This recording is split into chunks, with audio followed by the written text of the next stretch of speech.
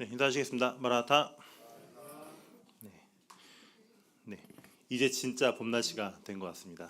이제 항상 예배 시간 때 그 에어컨 아니면 난방기 항상 돌아오고 있었는데 오늘은 예배 시간 때 조용히 쭉 예배가 됐던 것 같아요. 그래서 이제 덥지도 않고 춥지도 않은 좋은 봄이 왔습니다.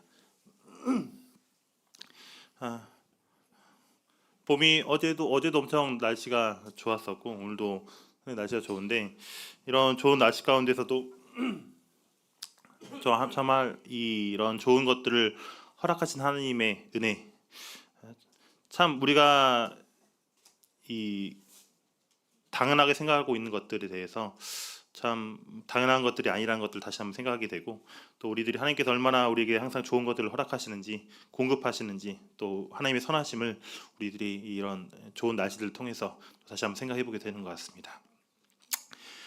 지난 시간에 했던 것 같이 교제 나눴던 부분 다시 한번 복습을 해보면요, 지난번에 우리가 복음의 핵심으로 무엇을 했을까요?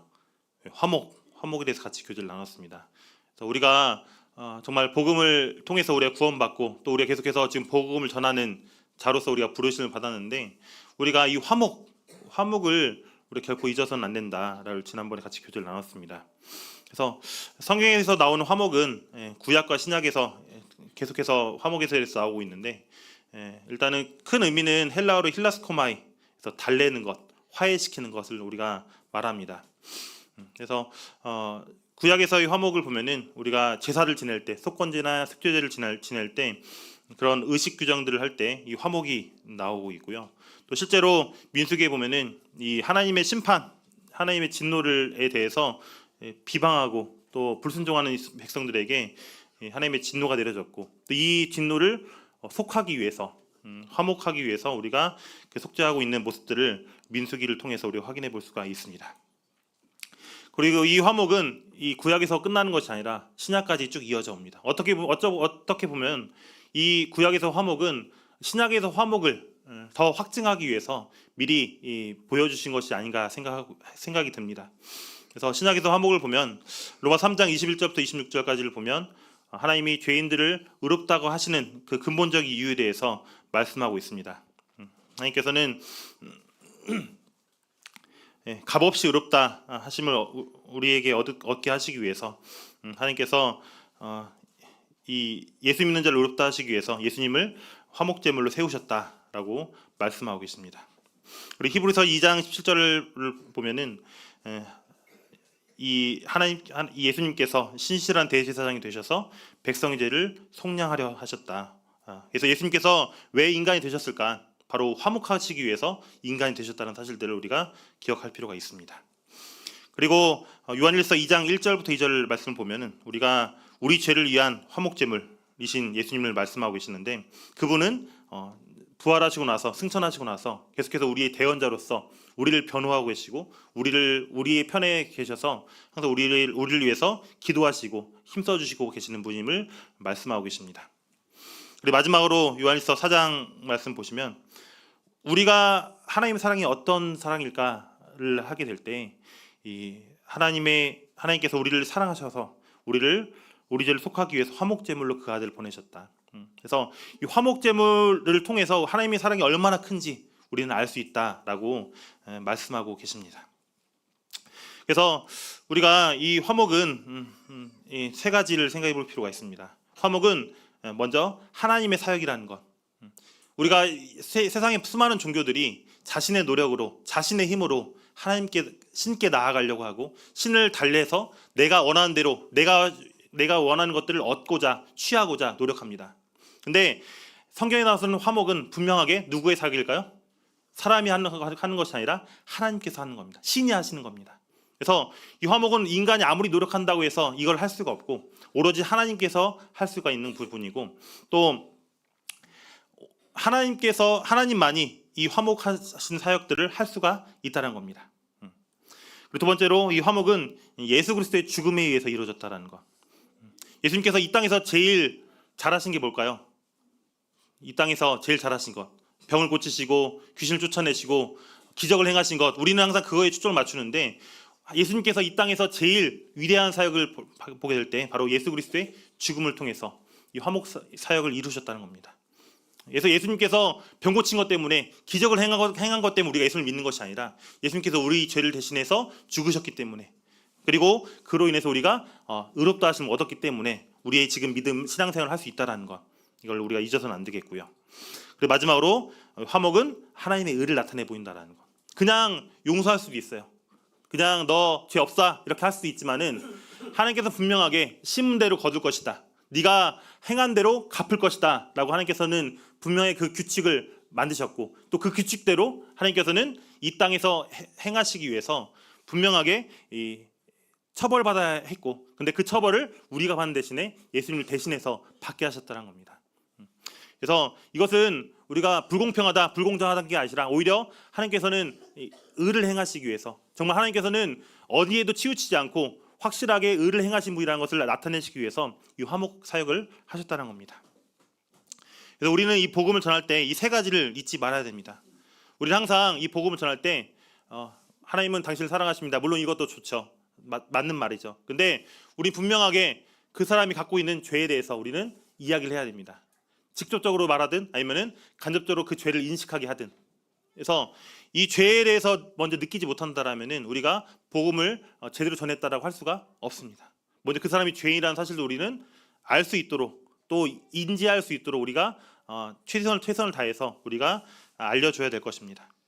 그리고 우리는 이 사람들을 위해서 하나님이 기본적으로 마련해 주신 것, 이 바로 이 진노를 평화로 바꿔주는 화목제물이라는 것을 선포하는 것. 우리는 죄인으로서 처벌받을 수밖에 없었는데 그 진노를 예수님께서 행하신 것을 통해서 화목제물을 통해서 우리에게 평화를 마련해 주셨다, 이걸 우리가 선포해야 될 것입니다. 그리고 우리가 무수히 많이 겪는 수많은 어려움들과 고난들, 이런 모든 것들이 결국에는 인간의 이 죄로 인해서 시작되어졌고, 우리가 무언가를 우리 삶에 무언가를 얻고자 한다면, 더 좋은 것들을 우리 얻고자 한다면 우리가 먼저 하나님과의 잘못된 관계를 먼저 바로잡아야 된다는 것, 이걸 우리가 이 사실에 대해서 우리가 복음에서 꼭 빼먹어서는 안 되는 것들에 대해서 지난 시간에 같이 교제를 나눴습니다. 오늘은 이제 그 복음의 핵심 화목에 이어서 오늘은 본격적으로 이 화목이 실제로 우리의 삶에, 또 우리가 신앙생활을 함에 있어서 어떻게 우리가 또 신앙생활을 이해하고 또 교훈을 얻을 것인지에 대해서 같이 한번 4가지 정도를 같이 한번 살펴보고 교제를 나누고자 합니다. 먼저 우리가 이 예수님의 삶을 다시 한번 생각해 보고자 하는데요. 예수님의 삶이 어디에 기록되어져 있을까요? 네. 어디에 기록되어 있을까? 성경에 기록되어 있어요. 성경 중에서도 어디에 많이 기록되어져 있을까요? 네, 사복음서에 많이 기록되어져 있죠. 그래서 마태복음, 마가복음, 누가복음, 요한복음, 이 4개의 복음서에 예수님의 사역이 전부 다는 아니지만은 최대한 사람들이 알아야 이 정도는 알아야 된다는 것에 대해서 성경에 기록되어져 있습니다. 그 중에서도 우리가 좀 이번 시간 같이 나눠보자 하는 것은 바로 마가복음입니다. 마가복음. 우리가 마가복음을 통해서 4가지 정도의 예수님의 모습을 같이 한번 살펴보려고 하는데요. 마가복음을 읽어보셔서 아시겠지만 마가복음 상당히 어떨까요? 마태복음, 누가복음, 요한복음에 비해서 상당히 짧아요. 일단 장수도 어때요? 몇 장밖에 안 돼요? 16장밖에 안 됩니다. 다른 장은 뭐 28장, 뭐 21장, 24장 뭐 이렇게 하는데 제일 짧아요. 그리고 이 마가복음을 보면은 예수님께서 항상 행동하신 것들에 대해서 간략하게 말씀하고 계십니다. 그래서 예수님께서는 이 마가복음을 통해서 예수님의 모습을 보면은 계속해서 활동하시고 또 기존에 있던 상황을 바꾸시고 또 일을 촉진하시는 모습들을 볼 수가 있습니다.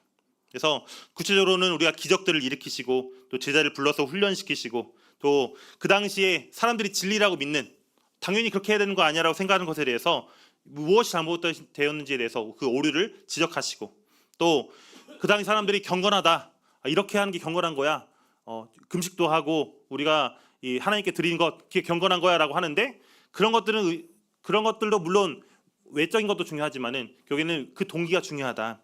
그 불경한 얼마나 그 사람들이 하나님께 보여진 것에 이 관심을 가지고 그 내면에 대해서는 관심을 갖지 않고 있는지, 그 불경함에 대해서 예수님께서는 지적하고 있습니다.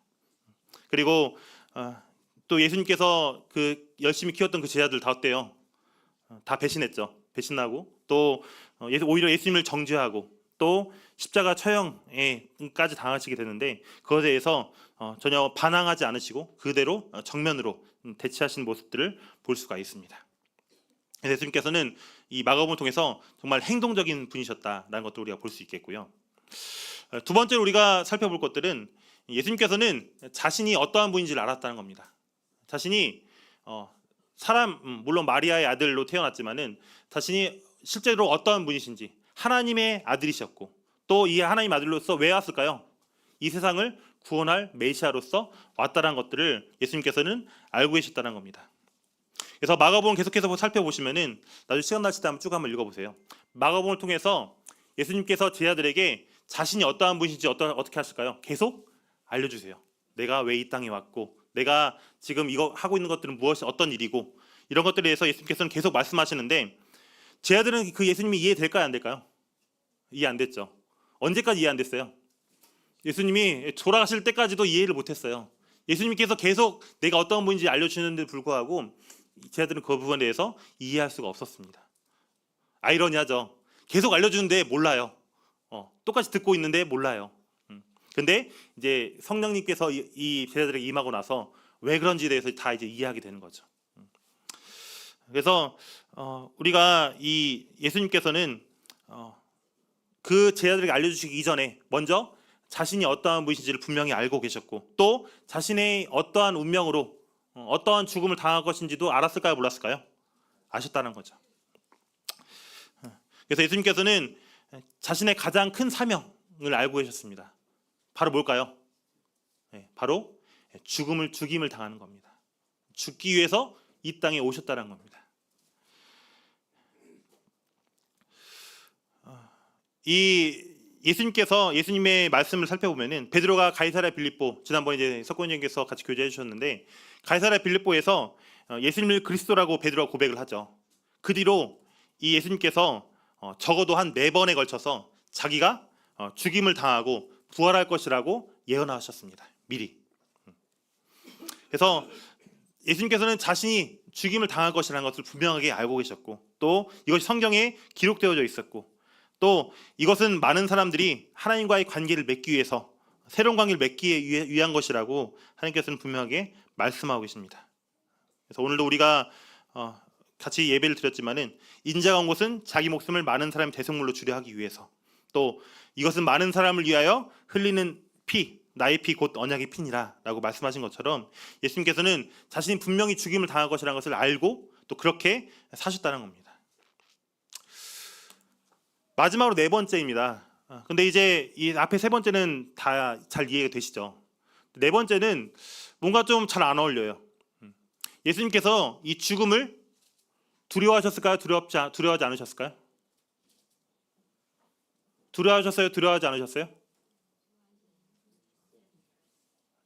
잘 모르시겠으면 성경 한번 찾아볼까요?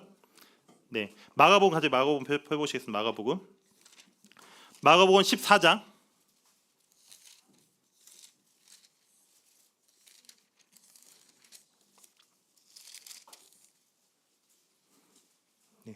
33절입니다.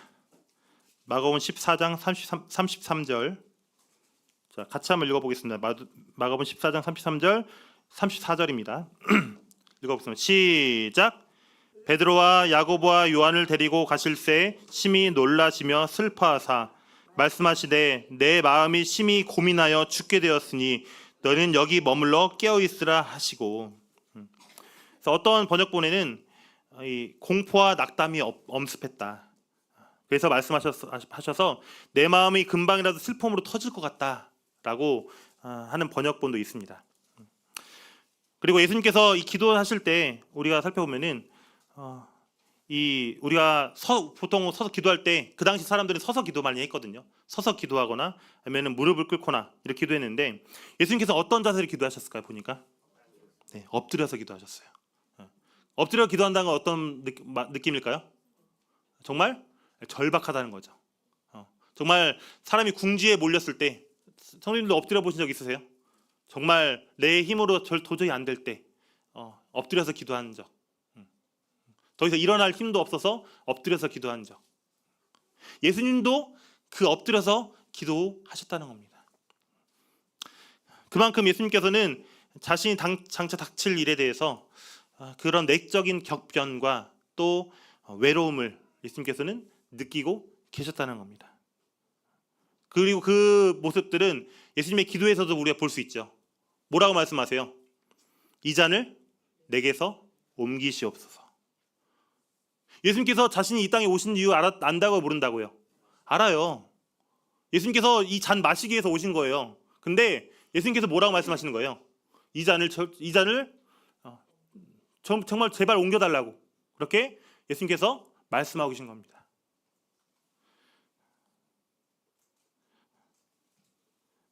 그리고 우리는 보통 여기서 끝나죠. 내게서 옮기시옵소서라고 하고 우리가 그 아멘하고 끝나잖아요. 예수님께서는 어떻게 하래요? 옮기시옵소서라고 하지만 누구의 원대로? 아버지의 원대로 이루어지기를 원하나이다라고 말씀하고 있습니다. 그리고 실제로 십자가에 못 박혔을 때 예수님께서는 나의 하나님 어찌하여 나를 버리셨나이까 라고 울부짖습니다. 이런 것을 봤을 때 예수님께서는 정말 물론 모든 사람들이 자기를 배신하고 이런 것들도 정말로 치명적인 슬픔이었지만은 심적인 마음에서도 상당히 큰 어두움이 예수님을 자리 잡고 있지 않았나 생각을 해보게 됩니다. 근데 우리가 생각해 볼 이유들은 그럼 예수님께서는 왜 죽음을 두려워하는 모습을 보이셨을까? 왜? 자신이 죽을 것도 알고 계시고 예수님께서 그러면 부활할 거 아셨을까요? 모르셨을까요? 왜 아셨죠? 부활할 거 알고 계셨어요. 그리고 다시 승천하셔서 하나님의 그 보좌 우편에 다시 앉을 거라는 거 알았을까요? 몰랐을까요? 알았어요. 모르는 게 아니에요. 다 아셨음에도 불구하고 예수님께서 이런 기도를 하셨다는 겁니다. 제발 이 잔을 내게서 옮겨달라고. 왜 그랬을까? 이 부분을 우리가 생각해 볼 필요가 있겠는데요. 그 이유는 우리가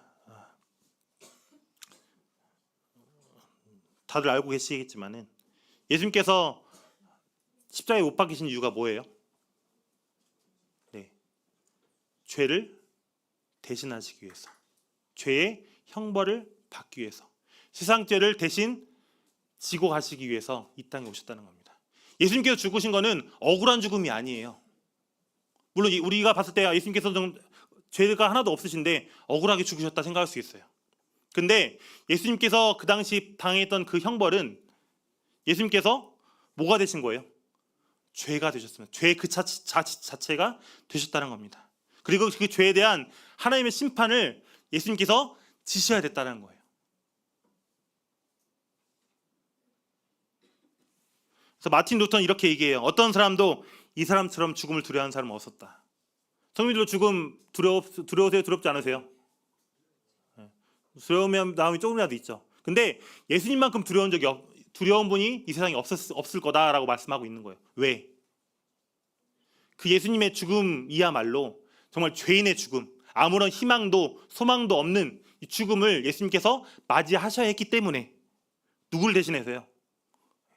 죄인인 나를 위해서, 나를 대신하시기 위해서 그 죄의 형벌을 받으셔야 했기 때문에 세상 죄를 나 하나뿐만 아니라 세상에 모두 있는 사람들의 그 슬픔과 그 고뇌와 그 아픔들을 다 지고 가셔야 했기 때문에 예수님께서는 그 죽음을 두려워하신 겁니다.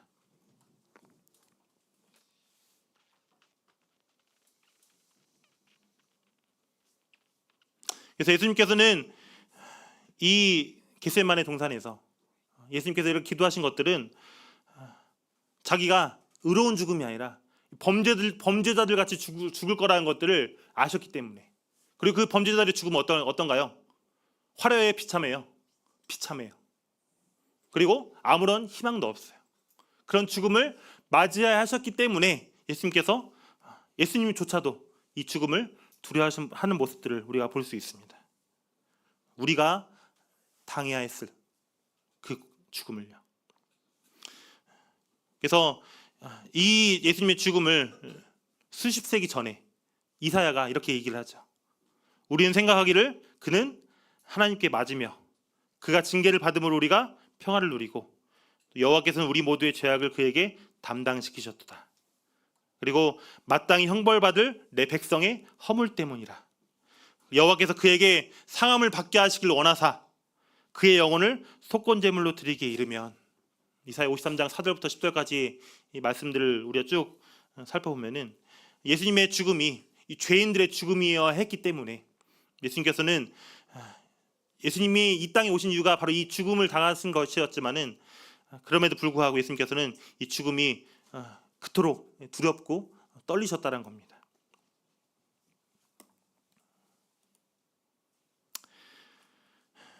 그래서 이걸 통해서 우리가 우리 죄를 위해서 화목제물 대신 우리 주 예수님을 다시 한번 생각해 보겠고요. 두 번째 우리 같이 한번 살펴볼 부분들은 하나님을 거부하는 사람들의 운명에 대해서 생각해 보기 원합니다. 하나님을 거부하는 사람들. 하나님께서는 모든 사람들이 구원을 받기를 원하시지만은 모든 사람들이 다 구원을 받나요? 받지 않는 사람들이 있죠. 그럼 그 사람들은 과연 어떻게 될 것이냐? 물론 우리는 그런 사람들이 지옥에 간다고 알고 있습니다. 그럼 지옥은 과연 어떤 곳일까요? 우리가 이제 생각하는 지옥하면 불 떠오르죠.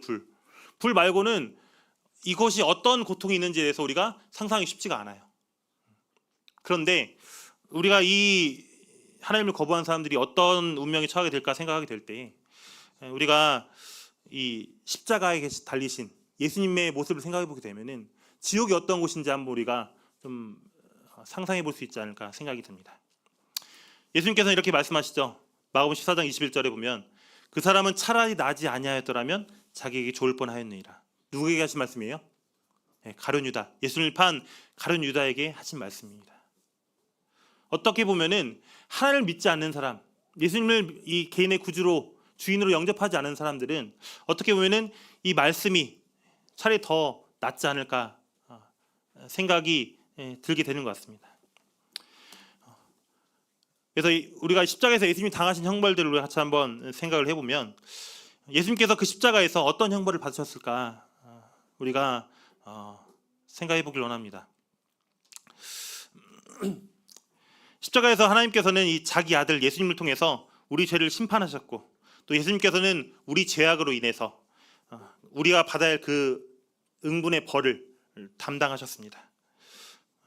그래서 이 예수님께서 받으셨던 그 모습을 보면은 예수님이 그 십자가에 달리신 그 모습들을 보면은 모든 선한 것들이 다 어때요? 거두어졌어요. 심지어 모두 그 당시 우리에게 밝은 빛을 주는 해도 어때요? 해도 안 비춰져요. 우리가 햇빛이 있는 게 얼마나 큰 축복인지 없으면 모르겠죠. 근데 우리가 해조차도 우리가 하나님께서 우리에게 주신 축복인데 우리가 잘 이걸 모르고 살아가죠. 근데 예수님께서 그 당시 거기서 겪어야 될 모든 선한 것들이 이 십자가에서 다 박탈당하셨습니다. 육체적으로, 정서적으로, 영적으로 예수님께서 좋은 것들은 다 거두어 가셨습니다. 그리고 뭐만 남게 되나요? 좋은 것들은 다 거두어 갔으니까 뭐밖에 안 남아 이제? 좋지 않은 것들, 정말 불의한 것들만 여기 다 남게 된 겁니다. 십자가에 뭐가 남아요? 외로움. 다 떠났죠. 그리고 누구도 떠났어요? 하나님과도 이제 거리가 멀어졌습니다. 왜? 죄인으로서 처벌을 받아야 하기 때문에. 왜 나를 버리셨냐고 말씀하시잖아요. 예수님께서. 하나님께도 버림받았어요. 그리고 모든 고통, 육체적이고 정신적이고 영적인 모든 고통들을 받으셨습니다. 그리고 그 십자가의 주변의 사람들이 다 어땠어요? 손가락질하죠. 그 인간의 그 악이 아무런 죄가 없는 것들을 알고 있음에도 불구하고 손가락질하고 비난하고 구경하고 그리고 그 냉담함, 잘못이 없다는 걸 알면서도 불구하고 누구도 예수님을 변호한 사람들이 없었다는 거예요. 그리고 영적으로도 정말 아무런 희망이 없는 그런 암흑의 공포만 예수님께서 겪으셨다는 겁니다. 그리고 예수님께서 당하신 가장 큰 고통은 물론 우리가 항상 육체적인 고통도 많이 생각하죠. 채찍에 맞으시고 십자가에 달리시고 그 당시 물론 그게 육체적으로 가장 큰 고통이 맞아요. 십자가는 그 당시 사람을 가장 잔인하게 죽이는 사형틀이었습니다. 근데 이 육체적 고통보다 더 컸던 것은 바로 뭐였냐면은 이 정신적이고 영적인 고통이었다는 겁니다. 예수님께서 이 십자가에 몇 분이나 매달리셨을까요? 예, 보통 한 400분도 안 돼요. 400분도 안 되는데 이 400분이 채 안 되는 시간, 길었을까요? 짧았을까요? 네. 아마 이것들은 경험을 해보신 분들이 알 거야. 내가 정말 아무런 희망이 없다, 정말 아무런 소망도 없다라고 했을 때 그 1분 1초가 얼마나 길게 느껴지는지. 가끔씩 이제 아기 볼 때 저 혼자 이제 이혜리들 볼 때 자매가 올 때가 되는데 안 와요. 그러면은 왜 이렇게 1분 1초에 길어요, 이렇게. 이건 진짜로 엄청 약과겠죠. 근데 실제로 예수님께서는 이 당하신 그 400분도 안 되는 그 시간이 정말로 예수님께서는 정말 1초가 천년같이 느껴질 정도로 정말 길게 느껴졌을 겁니다. 우리가 이것들을 통해서 우리가 바로 하나님을 거부한 사람들의 최후를 또 생각해 볼 수가 있습니다. 예수님께 당하신 이 형벌이 누가 받아야 했을 거예요? 바로 사람이 받아야 되는 거예요. 내가 받아야 했던 거예요, 이게. 예수님께서 모든 선한 것들이 거두어지는 거 누가 당했어야 되는 거예요? 내가 당했어야 되는 거예요. 외로움, 고통, 뭔가 손가락질 당하는 거, 또 아무런 희망도 소망도 없는 거 누가 당해야 되는 거예요? 내가 당해야 되는 거예요. 그리고 이런 극심한 정신적인 영적인 고통 누가 당해야 되는 거예요? 내가 당해야 되는 거예요. 근데 이걸 누가 담당하신 거예요? 예수님께서 대신 담당하신 겁니다. 그런데 그럼에도 불구하고 이 예수님을, 내 죄를 대신하시기 위해서 대신하신 예수님을 거부한 사람들은 어떻게 될까요? 이 고통을 그대로 받게 되겠죠. 모든 선을 잃어버리는 그 최후 영원한 죽음에 직면하게 될 것입니다. 그리고 예수님께서 당하신 이 갈보리에서처럼 우리가 귀중히 여기는, 또 선하다고 말하는 것이 아무것도 하나도 남지 않을 것입니다.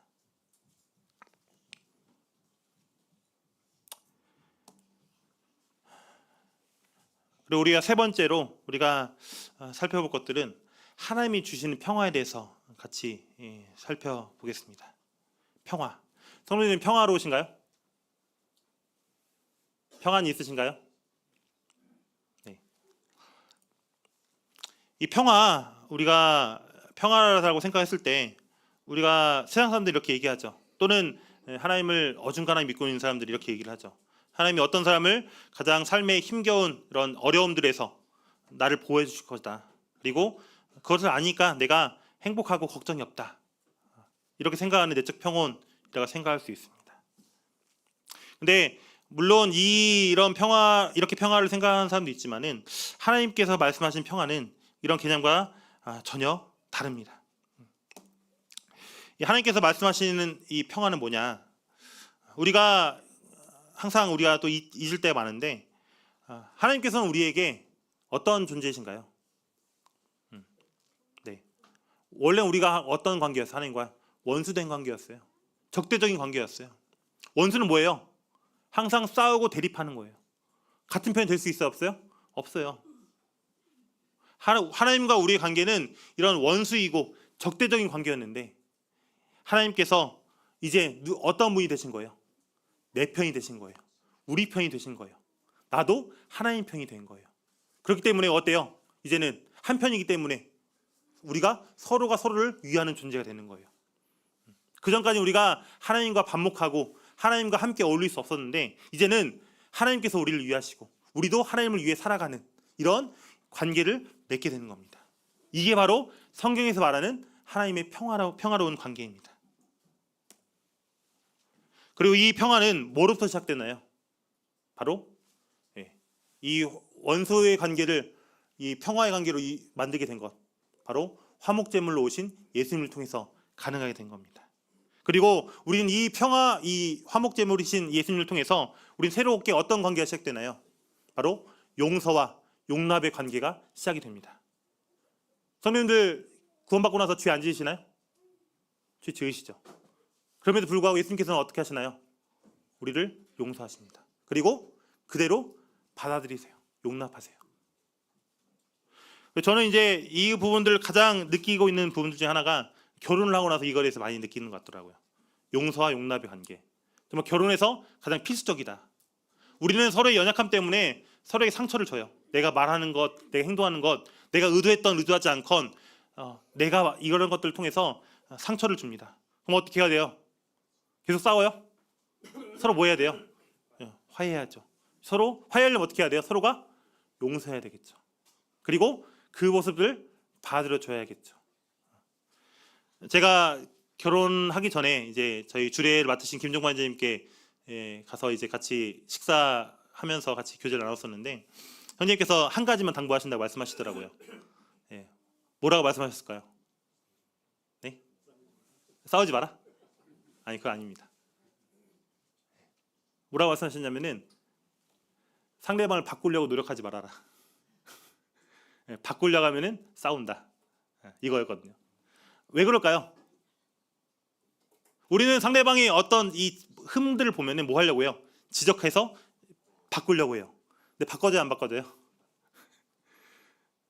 제 아버지 바꿔주세요, 안 바꿔주세요? 잘 바꿔주세요? 결혼 오래 하신 분들 어떠세요? 잘 바꿔주세요? 안 바꿔줘요. 결국에는 그렇기 때문에 우리는 뭐 해야 돼요? 그거를 그대로 용서하고 용납해야 되는 겁니다. 근데 신기한 거는 그렇게 내가 아무리 지적하고 바꾸려고 해도 안 바꿔지는데 용서하고 용납하니까 어떻게 돼요? 이 사람이 바꾸려고 노력을 해요. 왜 그럴까요? 왜 그럴까요? 이제 용서하고 용납하게 되면 서로 어떤 관계가 되는 거예요? 서로 사랑의 관계가 되는 겁니다. 사랑하면 서로 어떻게 돼요? 사랑하게 되면 어떻게 돼요? 사랑하는 사람이 싫어하는 것들을 할까요, 안 할까요? 해요? 하죠. 할 수도 있어요. 근데 그 정말 사랑한다면은 사랑하는 사람이 싫어하는 것들을 최대한 안 하려고 노력하겠죠. 물론 아예 안 할 수는 없겠죠. 우리가 연약하기 때문에. 근데 최대한 그것들을 하지 않으려고 노력하는 겁니다. 근데 그게 이제 바로 사랑의 관계라는 거죠.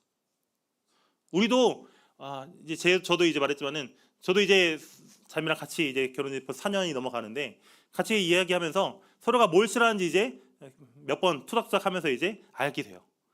자매가 뭘 싫어하는지 또 제가 뭘 싫어하는지 서로 알기 때문에 물론 계속 건드릴 때가 있죠. 하지만 그럼에도 불구하고 최대한 그 부분들에 대해서 건드리지 않으려고 노력을 하는 거죠.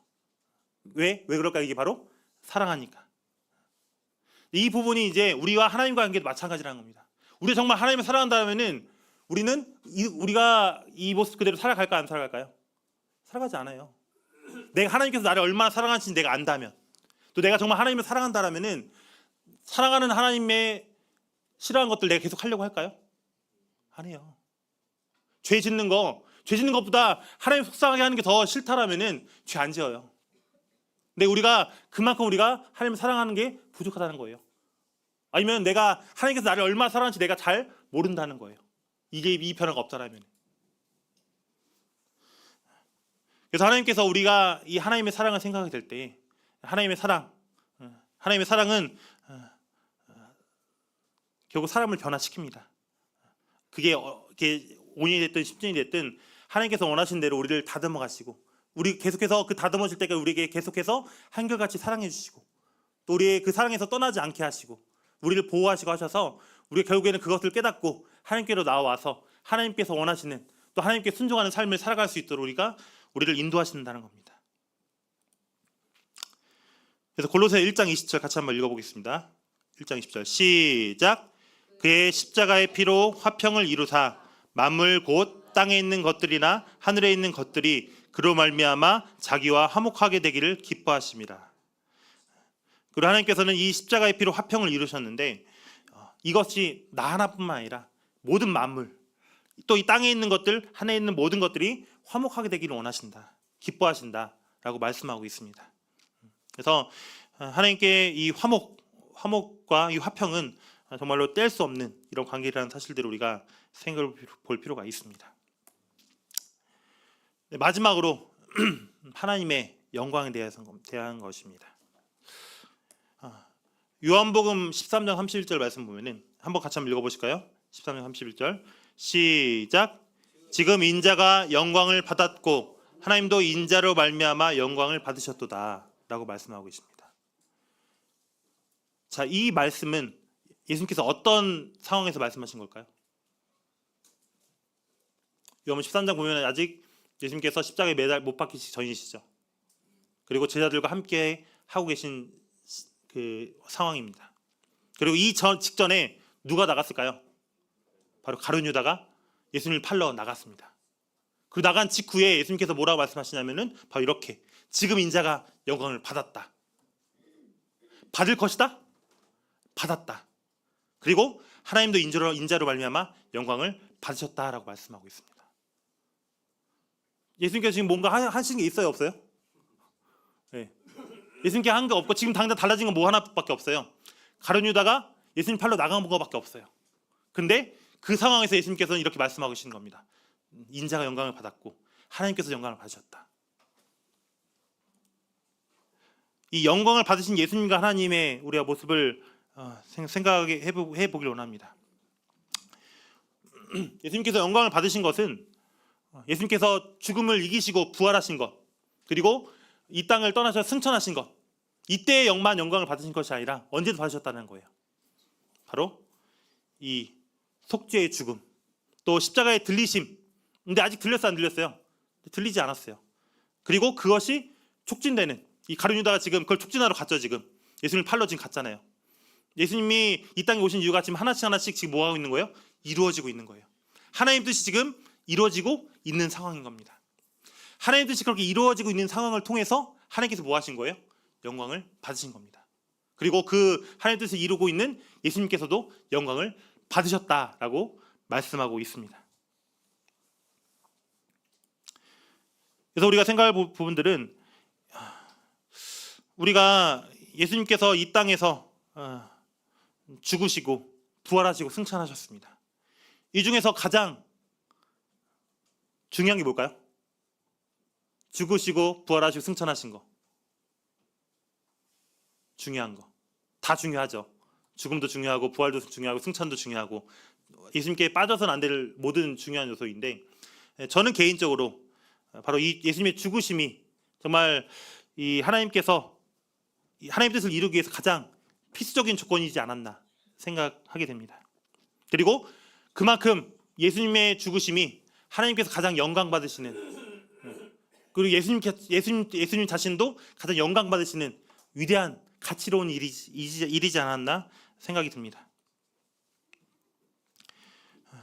그래서 이 부분을 통해서 우리가 또 생각해 볼 부분들은, 우리는 뭔가 열매가 있어야 하나님께서 영광 받으신다 생각을 해요. 전도해서 영혼이 구원을 받고, 또 내가 열심히 해서 뭔가 교회 학교가 부흥하고 이래서 우리가 하나님께서 영광 받으신다 생각하는데, 예수님의 모습을 보면 어때요? 하나님의 그 뜻 가운데 있을 때 바로 하나님께서 영광을 받으신다는 겁니다. 그 사람을 통해서. 그리고 예수님께서 이 화목제물로 오셨던 그 목적을 이루시기 위해서, 하나님의 뜻을 이루시기 위해서 매 순간 최선을 다하신 것처럼, 우리가 매 순간 이 맡겨진 부분 일에 대해서 최선을 다하고, 또 하나님의 뜻을 이루기 위해서 내 그 자리에서 최선을 다할 때 누가 영광을 받으신다고요? 하나님께서 영광을 받으신다는 겁니다. 그래서 학생들이 괜히 공부하라는 게 아니죠. 내가 맡겨진 자리에서 열심히 공부하는 것도 하나님께 영광을 돌리는 것. 그리고 직장생활로서 내가 내 직장에서 최선을 다해서 일하고, 또 그곳에서 하나님의 복음을 전하는 것, 이것도 하나님의 뜻이 이루어지는, 하나님께 영광을 돌리는 일이라는 겁니다. 단순히 복음 전하는 것만이 영광을 돌리는 게 아니라는 것. 그래서 우리가 중요한 것은 무엇을 하냐가 중요한 것이 아니라 우리가 정말 하나님의 뜻 가운데 있느냐, 또 우리가 하나님의 뜻을 이루기 위해서 정말 최선을 다하고 있느냐, 이것을 우리가 포커스를 맞춰서 우리가 살아가야 될 것을 생각해 볼 필요가 있습니다. 그리고 그렇게 우리가 하나님의 뜻을 위해서 살게 될 때 우리는 뭐를 겪게 돼요? 고난을 겪게 돼요. 우리가 복음 전하기 위해서도 우리가 고난을 겪는다라고 예수님께서 분명히 말씀하고 계시는데, 그 고난을 당하는 그 순간조차도 누가 영광을 받으신다고요? 나는 고난 받지만 누가 영광 받으세요? 하나님께서 영광 받으신다는 거예요. 나는 지금 정말 힘들고 어렵고 정말 포기하고 싶은데 이 순간에서도 누가 영광 받으신다고요? 하나님께서 영광을 받고 계신다라고. 그래서 우리는 지금 내 처지에 대해서, 내 지금 상황에 대해서 힘들고 어려울 수 있지만은 우리는 결코 지금 이 상황에서 누가 가장 영광을 받으신지 우리가 생각을 하고, 또 이것을 통해서 우리가 힘을 얻고 우리가 하나님께 계속해서 영광을 돌리는 삶을 위해서 살아가야 될 것입니다.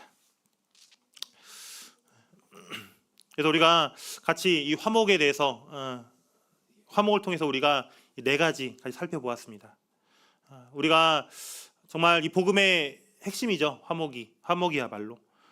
그리고 우리가 이 받아야 했을 그런 모든 슬픔과 고통들을 예수님께서 받으셨고, 또 예수님을 영접하지 않은 사람들은 똑같이 이 고통과 슬픔들을 당하게 될 것이라는 사실입니다. 그리고 우리는 계속해서 하나님의 영광을 위해서, 우리가 하나님의 뜻을 이루기 위해서, 또 하나님의 뜻에 순종하기 위해서 우리는 최선을 다하며 살아가게 될 때 하나님께서 영광 받으시고, 또 우리의 주인이시고 또 우리의 삶의 모든 것이 이 하나님께서 높임 받으신다는 사실을 우리가 기억을 하면서 우리가 계속해서 신앙생활을 힘차게 살아갔으면 좋겠고요. 또 우리가 날씨가 이제 풀리고 있는데 좋은 날씨처럼 우리의 신앙생활, 또 우리가 영적인 신앙생활도 계속해서 더욱더 전진하고 더욱더 앞으로 나아가는 그런 신앙 완주 봉독회 성도님들이 되셨으면 좋겠습니다. 네, 이상 마치겠습니다. 감사합니다.